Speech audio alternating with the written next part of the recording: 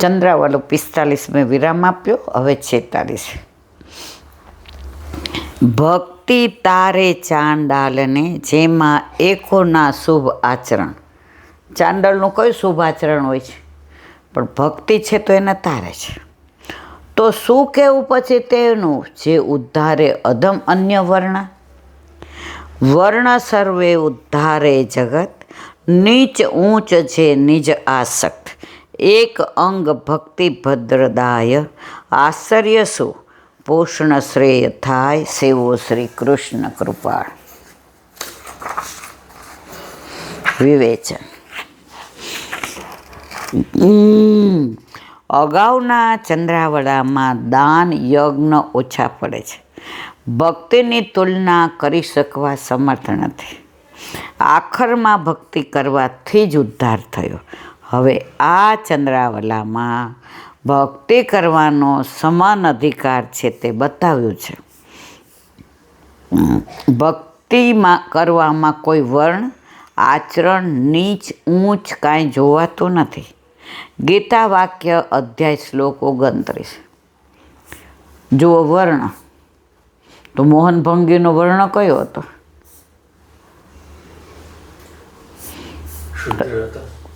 મોહન ભંગી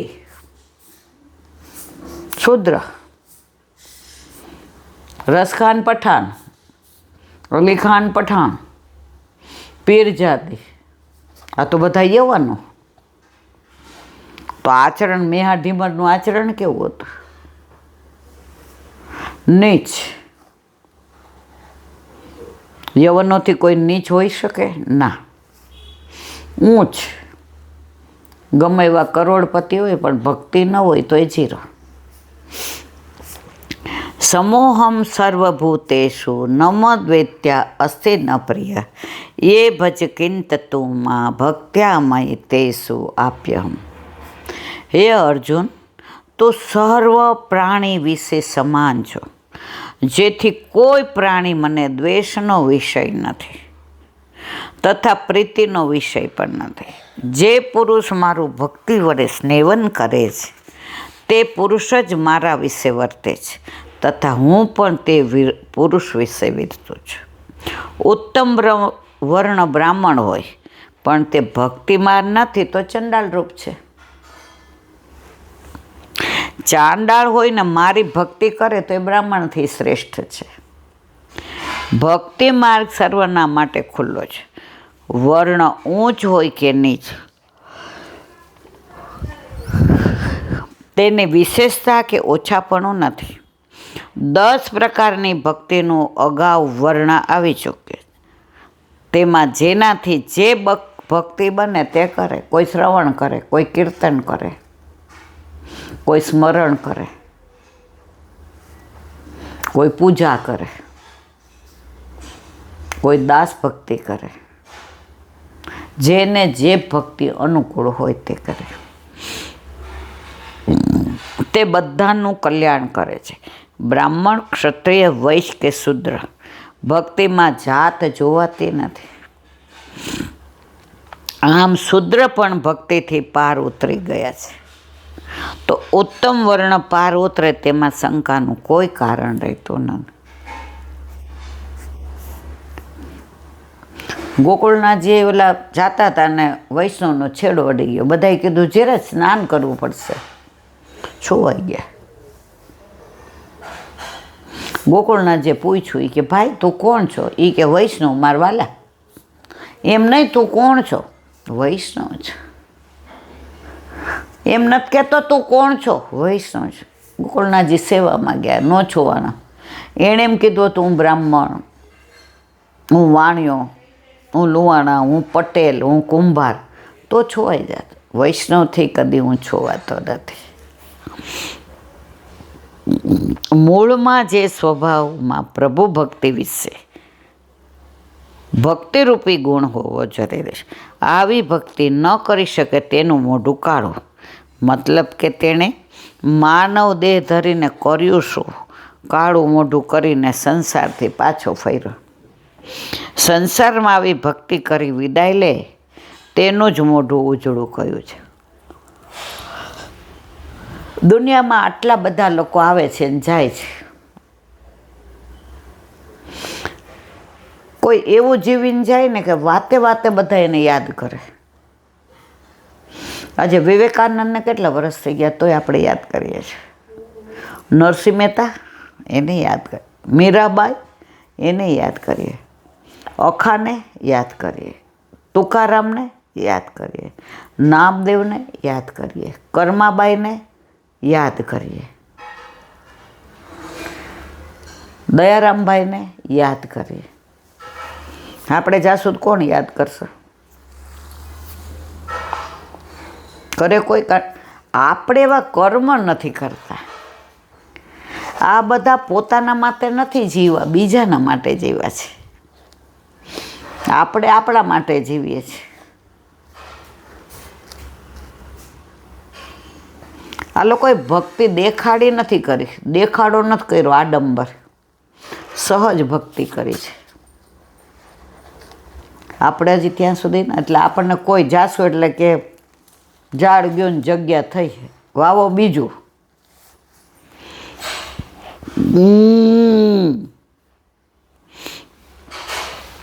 સંસારમાં આવી કેવળ ભૌતિક સુખ માટે પછી મરે તે પ્રપંચને આધીન બની ખાલી હાથે જાય તેના મોઢા કાળા કયા છે. ઓલો એક જોક હતો એ કે એક શેઠ મરી ગયા એટલે બધા આવ્યા, અરે જીવના તો એટલા હારા ને બાપા, આવા શેઠ તો મળે નહીં, હાથ તો એવો પોલો ને. એટલે શેઠાણી એને દીકરાને પૂછ્યું, એ કે તારા બાપા મરી ગયા કે બીજું કોઈ? એ કે કાં? એ કે આણે કોઈ દી સારું કામ કર્યું નથી, આ મરી ગયા તો બધા સારું સારું બોલે છે. એ કે મરી ગયા ને એ ઓલા હવે સારું સારું બોલે છે ને, આ બધા દેવાવાળા છે, આ દેવું છે એટલે કે સારું સારું બોલીએ એટલે આપણે એનું દેવું માફ કરી દઈએ. એટલે બધા મરી જાય પછી સારું બોલે, પણ મરી ગયા પછી યાદ કરે ને તો સારું જીવા કહેવાય.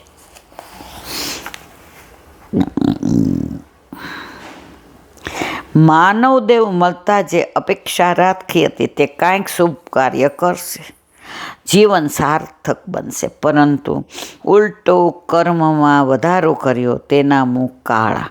આ વિષયને ધ્યાનમાં લઈને જીવને ટોક કરી સમજાવે છે, તે શું કર્યું કાંઈક વિચારીજો.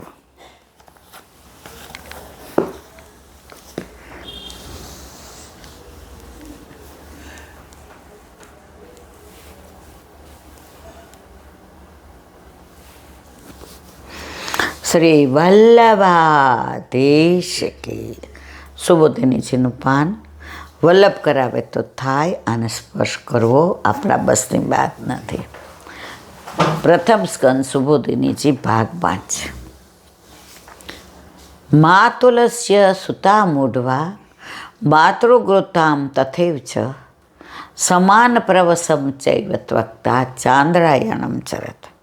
અર્થ, મામાની પુત્રી તેમજ માતાના ગોત્રવાળી તે કન્યાને અને પોતાના સમાન ગોત્રવાળી કન્યાને પરણેલો હોય તો તે સ્ત્રીનો ત્યાગ કરી પરણનારે ચાંદ્રાયણ વ્રત કરવું જોઈએ.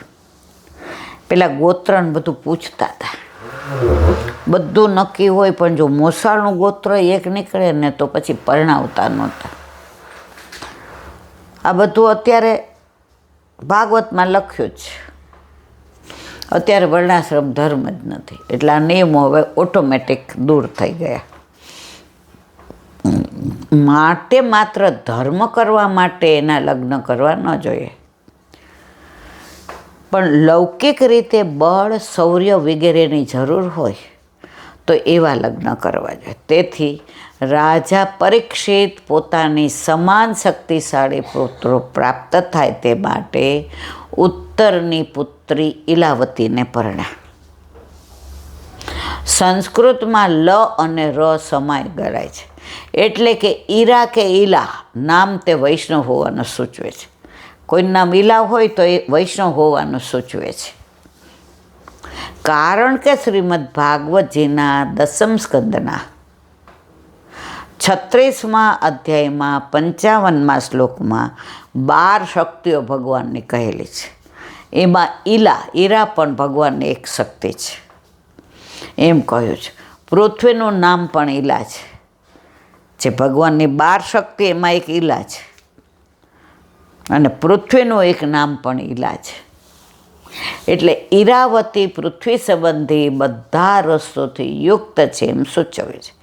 એમાંથી ઉત્પન્ન થનાર સંતાનો બળવાન થાય છે અને એનો ઉપભોગ કરનારને બળ અને અલૌકિક સુખની પ્રાપ્તિ થાય છે એવું સૂચન કર્યું છે.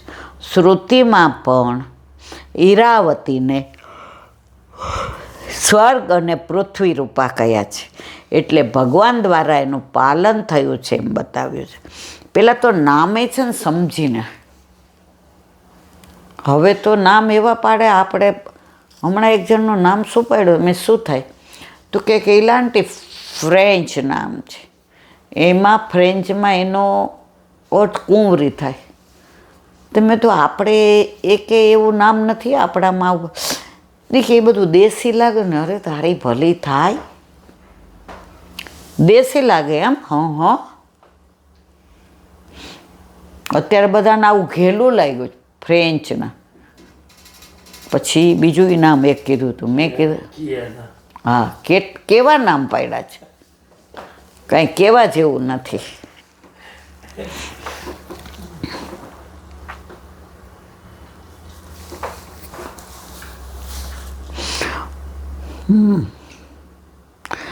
શ્રુતિમાં પણ ઈરાવતીને સ્વર્ગ અને પૃથ્વી રૂપા કયા છે. એટલે ભગવાન દ્વારા એનું પાલન થયું એમ બતાવ્યું છે.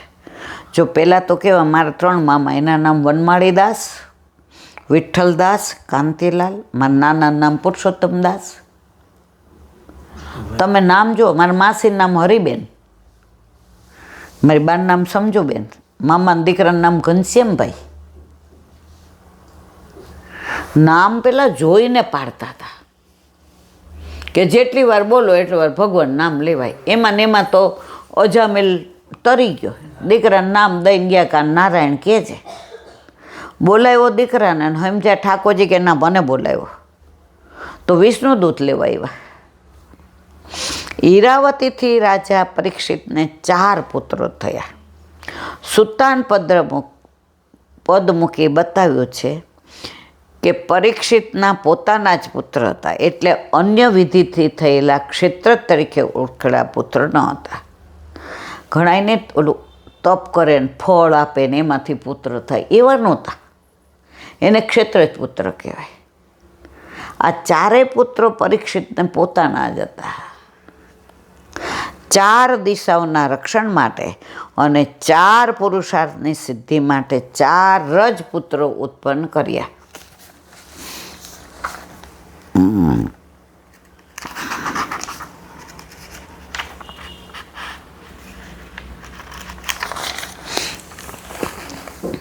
વધારે નહીં, વળીની જન્મ કુંડળીમાં કહેલા કાળના ગુણોથી પરીક્ષિતે આધિદેવિક પ્રકારથી અશ્વમેઘ યજ્ઞ કર્યો.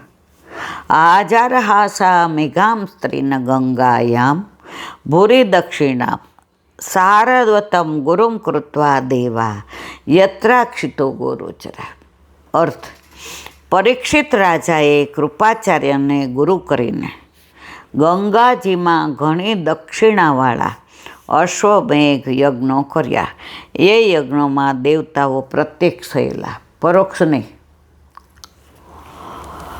સુબોધિનીજી 3 અશ્વમેઘ યજ્ઞ કરવાથી 3 પ્રકારના દોષોની નિવૃત્તિ થઈ. માટે વધુ યજ્ઞ ન કર્યા. ગંગાયામ એટલે ગંગાજીના મધ્યમાં આવેલી ભૂમિ પર યજ્ઞની સ્ત્રીનું નામ દક્ષિણા છે. આહુતિ, દક્ષિણા એ બધા નામ છે. એમ શ્રીમદ ભાગવતજીના 4થા સ્કંદમાં કહ્યું છે. એટલે સ્ત્રી સાથે કરેલા યજ્ઞો પુષ્ટ થાય છે તે બતાવવા ભૂરી દક્ષિણા, ઘણી દક્ષિણાવાળા પદ મૂક્યું છે. ગૌમ્ય ઋષિ કેવળ પાંડવોમાં જ નિષ્ઠાવાળા હોવાથી પરીક્ષિતના કુળગુરુ કૃપાચાર્ય છે. એટલે પરીક્ષિતે એમને જ ગુરુ કરી યજ્ઞ કર્યા તે બતાવવા સારથતમ સરસ્વેવ જાત સરબાણોના ગુચ્છામાંથી જન્મેલા કૃપાચાર્યે એમ કહ્યું છે. ઘણી દક્ષિણા આપવાથી બ્રાહ્મણોની સંપત્તિ વધી. એ રાજાનો યજ્ઞ આધિદૈવિક થયો તે બતાવવા કહે છે. દૈવા યત્રાક્ષી ગોચરા દેવો પ્રત્યક્ષ થયા. એટલે હવિષનો ભાગ લેનારા દેવતાઓ ભગવાનના અંશરૂપ આધિદૈવિક છે અને વેદના મંત્રોમાં તેઓનું જ પ્રતિપાદન થાય છે. જૈમિની સૂત્રમાં દેવતાઓને મંત્રમય કહ્યા છે. એટલે મંત્રનું પ્રાધાન્ય હોય તેવા પક્ષમાં દેવો આધ્યાત્મિક હોય છે. આપણે નહીં મંત્ર દ્વારા બોલાવે, એમાં પાછા આધિભૌતિક હોય, આધ્યાત્મિક હોય, આધિદૈવિક હોય. જ્ઞાન વિમાનન કરાતા યજ્ઞો કર્મના અંગરૂપ હોય. મહાભૂતોના સંસ્કાર કરનારા આધિભૌતિક છે. ઉત્તમ યજ્ઞો તો ભગવાનના અંશરૂપ હોય. ભગવાનની જેમ દેવો એમાં પ્રત્યક્ષ થાય છે. એવી રીતે સામાન્ય ધર્મ અને વિશેષ ધર્મ કહી એનું આધિદૈવિકપણું જણાવવા માટે ધર્મના વિરોધીઓનો પરાભવ કર્યો તેનું નિરૂપણ કરે છે.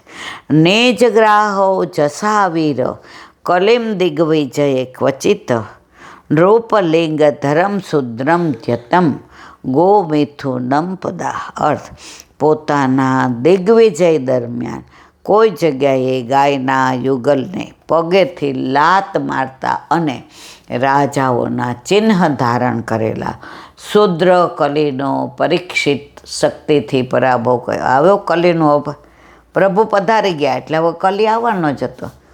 4 યુગ એટલે યુગે તો પોતાનું કાર્ય કરવું જ પડે.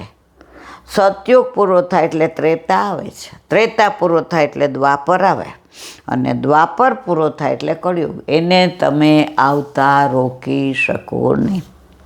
સુબોધિનીજી,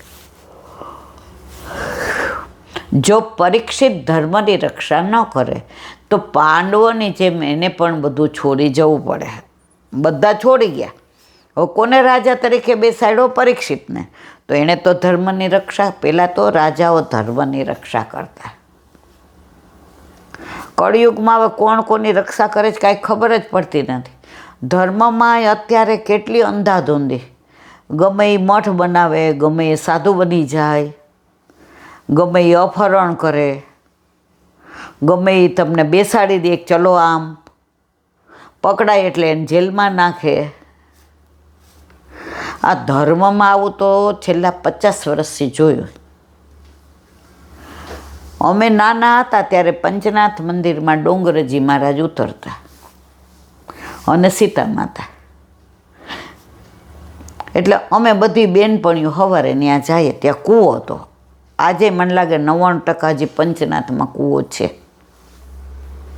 એટલે એમાંથી પાણી સિંચી આવી દઈએ, કચરા પોતું કરી દઈએ,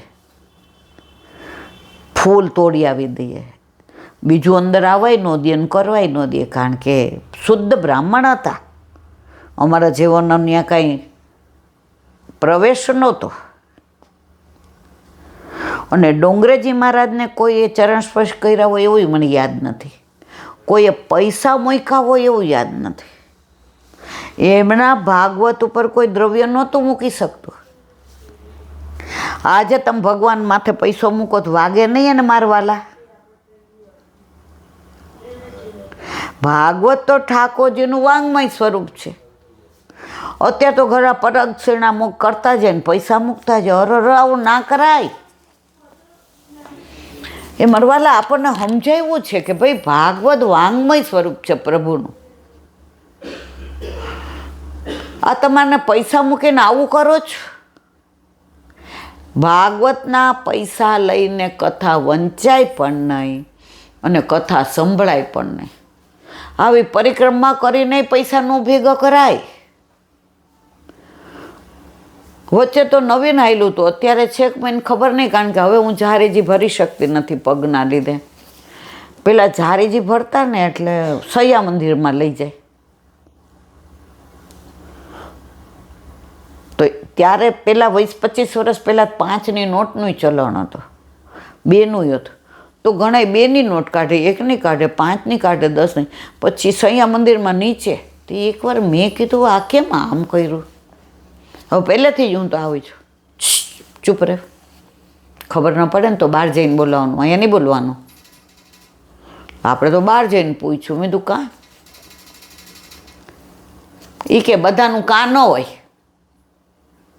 જેમ થતું હોય ને એમ થાય, નહીં તો અમારે ભેગું ઝાડી ભરવા નહીં આવવાનું. અરે મેં કીધું આપણે સૂતા હોય ને કોઈ આવા પૈસા મૂકી જાય તો આપણે શું કરીએ? મેં કે એવું મેં કીધું ના, પણ એની સમજણ પાડવી પડે. આજે આ પૈસા કેટલાના હાથમાં ફર્યા હોય, કેટલાના હાથે એઠા થયા હોય, કેટલાય ખાતા ખાતા ઈડા હોય, કેટલાય જોગાર રમતા હોય, અને એ પૈસા આપણે સૈયા મંદિરમાં. મેં તો મારા વાલા ના કરાવે. ત્યારે બધાય મને આમ ખીજાતા. નાની હતી અને મારું વાંચન નહોતું, મને સમજણ નહોતી પડતી, પણ મને એટલી ખબર પડતી હતી કે સૈયા મંદિરમાં પૈસા ન મુકાય.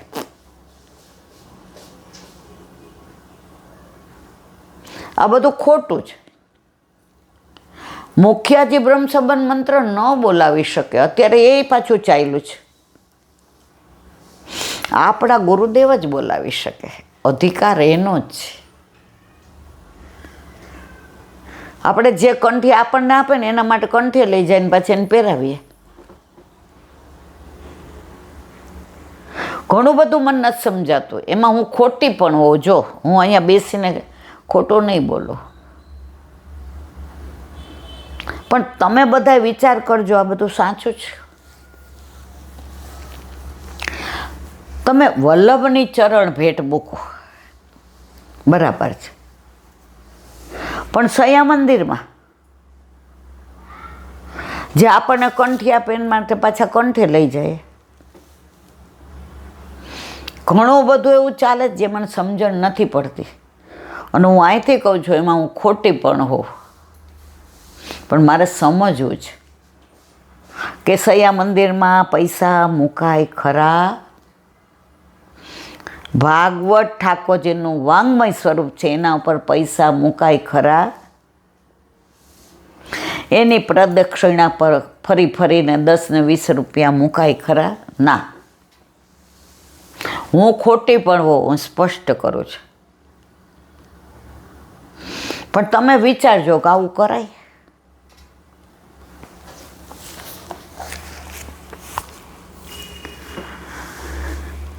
પાંડવો કલીના ડરથી બધું છોડી ગયા કે હવે રેવાય નહીં, હો ઠાકોરજી પધારી ગયા એટલે હવે આપણે ન રેવાય. પણ પરીક્ષિતે કલીનો પરાજય કર્યો, એટલે પાંડવો કરતાં એનો ઉત્કર્ષ બતાવ્યો છે. ક્વચિત એટલે કુરુક્ષેત્રમાં કલીની અવસ્થાનું રૂપ નૃપલિંગધર શુદ્રમ રાજાના ચિહ્નો ધારણ કરેલા શુદ્ર એટલે કોણ? કલી. વગેરે પદોથી કહ્યું છે. કલીના 3 રૂપ છે, પાપ, શુદ્ર અને પાપી. કયા 3 રૂપ? પાપ, શુદ્ર અને પાપી. અને શુદ્ર એવા બંને દોષોયુક્ત રાજા, તેવા બંને દોષવાળો રાજા આધિદૈવિક રૂપ છે. નૃપલિંગ ધર્મ પદથી કહ્યું છે. પશુઓમાં પુત્ર સાથે પણ સભાગમ થાય. પશુઓને ખબર જ નહીં પડતી આમાં પુત્ર કોણ ને પુત્રી કોણ ને માં કોણ ને, એ બુદ્ધિ આપણને આપી છે. એટલે એ લોકોમાં તો સમાગમ પુત્ર સાથે થાય ને માં સાથે બધું, કારણ કે એ લોકો પાસે બુદ્ધિ નથી. આપણને બુદ્ધિ શેના માટે આપી? કે ધર્મ કર, ભગવાનને ભજ, ભગવાનના તત્સુખનો વિચાર કર. એટલે પશુમાં ને આપણામાં બુદ્ધિનો ભેદ છે. એટલે પશુઓ ધર્મ નથી કરતા, આપણે કરીએ છીએ.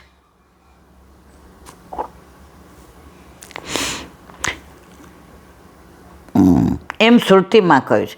એટલે ગાય અને બળદના જોડાને ગોમિથિન ગાયોનું યુગલ કહ્યું છે. તેથી કલીને સ્પર્શ કરવા યોગ્ય રૂપ હોવાનું કહ્યું છે. ગાડામાં ગાય અને બળદ જોડ્યા છે. કલીએ ગાડામાં બેસી પગ લાંબો કરી ગાયને પગથી લાત મારતો હતો. કોણ? કલી. તે કલીમાં પાપનું અધિષ્ઠાન હોવાથી એણે ધર્મ અને ભૂમિના વાક્યો સાંભળ્યા નહીં. પણ પરીક્ષિતે તો એમના વચનો સાંભળ્યા અને એમને જોયા, અને કલીનો પરાભવ કરવાનું એનામાં સામર્થ્ય હતું. આજકાલના રાજાઓ પશુઓની ભાષાનું જ્ઞાન હોતું નથી, છતાં તેઓ એમને જુએ અને નિયમમાં રાખી શકે એમ પરીક્ષિત પણ કરી શકતો હતો. પણ તે ઉપરાંત એનામાં પશુઓની ભાષાઓનું જ્ઞાન હતું. કોનામાં? પરીક્ષિતમાં. બોલો વલ્લભાધીશ કી. શ્રીમદ ભાગવત અને મારા ગુરુદેવને દંડવત प्रणाम करूँ છું. चंद्र सरोवर पे सूरदास जी के द्वार पे मेरा दंडवत प्रणाम. सुरभि कुंड पे परमानंद दास जी के द्वार पे मेरा दंडवत प्रणाम. जमुनावता पे संकर्षण कुंड पे कुंभन दास जी के द्वार पे मेरा दंडवत प्रणाम. बिरछू कुंड पे कृष्णदास जी के द्वार पे मेरा दंडवत प्रणाम. कदम खंडी पे गोविंद स्वामी के द्वार पे मेरा दंडवत प्रणाम. अप्सरा कुंड पे चित्त स्वामी के द्वार पे मेरा दंडवत प्रणाम. मानसी गंगा पे नंददास जी के द्वार पे मेरा दंडवत प्रणाम. रुद्र कुंड पे छत्रपुत दास जी के द्वार पे मेरा दंडवत प्रणाम. વ્રજ વિલાસ વ્રજની ગોપિકાઓને મારા દંડવત પ્રણામ. હે વલ્લભ, સવારથી અત્યાર સુધી સેવા સ્મરણ સત્સંગ જે પણ તે કરાવ્યું તે તારા ચરણારવિંદમાં સમર્પણ કરું છું. ભૂલ અપરાધ થઈ હોય તો ક્ષમા કરશો. બોલો વલ્લભાધીશ કી જય. દ્રઢઈના ચરણ કેરો ભરોસો, દ્રઢઈના ચરણ કેરો. શ્રી વલ્લભનક ચંદ્ર છટાવીન જુગમાય અંધેરો ભરોસો, દ્રઢઈના ચરણ કેરો. साधन और नहीं आ कली में जासो निवेरो. सुर का कहे त्रिविध आंधरो, बिना मूल को चेरो भरोસો. દ્રઢઈન ચરણ, દ્રઢઈન ચરણ, દ્રઢઈન ચરણ કેરો. શ્રી વલ્લભાધીશ કી જય. આજનો આ સત્સંગ મારા વલ્લભના ચરણારવિંદમાં સમર્પણ કરું છું. ભૂલ અપરાધ થયો હોય તો ક્ષમા કરશો. આ મારા વલ્લભની વાણી અને ભૂલો એ મારી. બોલો વલ્લભાધીશ કી જય. બધાય વૈષ્ણવને ચાચા કરીને જય શ્રી કૃષ્ણ. જય શ્રી કૃષ્ણ. ગુસાઈજીના પ્રાગટ્ય ઉત્સવની ખૂબ ખૂબ વધાય, ખૂબ ખૂબ વધાય, ખૂબ ખૂબ વધાય.